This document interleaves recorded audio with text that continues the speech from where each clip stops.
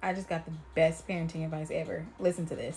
So my youngest son asked me if he could upgrade his gaming system because he wanted to be able to play certain games with his friends via the streaming way, whatever it's called. And so I told him, I said, you know what, I will start budgeting for that because I'm not just going to drop money on that right away. It's not going to happen.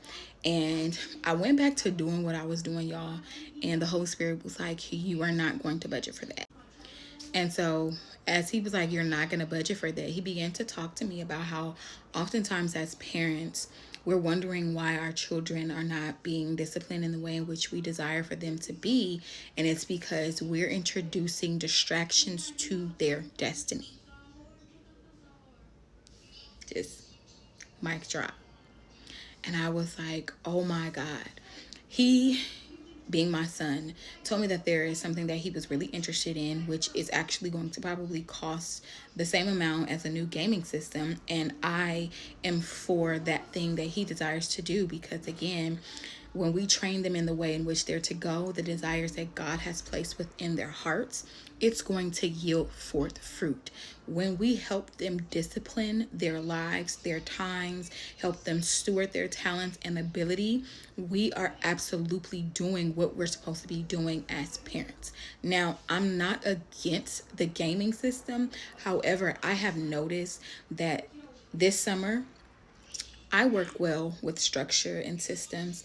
He needs structures and systems. And so the weeks that he was not at camp, when he's been at home, it was structure and system. So much so to I limited his game time during the week. I don't care that it's summertime.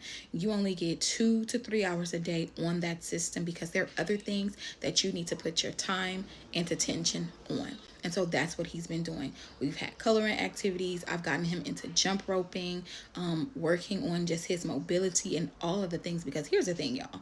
This young boy at 11-year-old wears a size man, okay? And so you are not just going to be laying around here doing any and everything that you desire to do.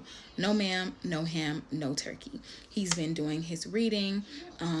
We've been doing like brain busters. We are getting ready to revise his budget so that way when it's his allowance starts back, he knows where his money's supposed to go and how he needs to do what he needs to do. And I believe wholeheartedly that that is good stewardship as a parent. So, if the Holy Spirit tells you not to do something, parents, don't go against it because your children may be upset or because you want to be the parent that is giving them certain things, possibly things that you've never had.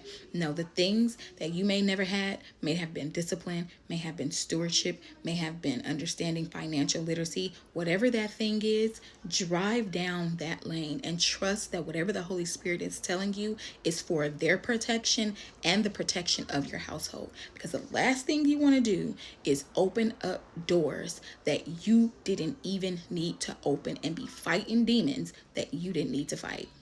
Listen to the Holy Spirit, partner with him in parenting so that there can be peace and prosperity in your home.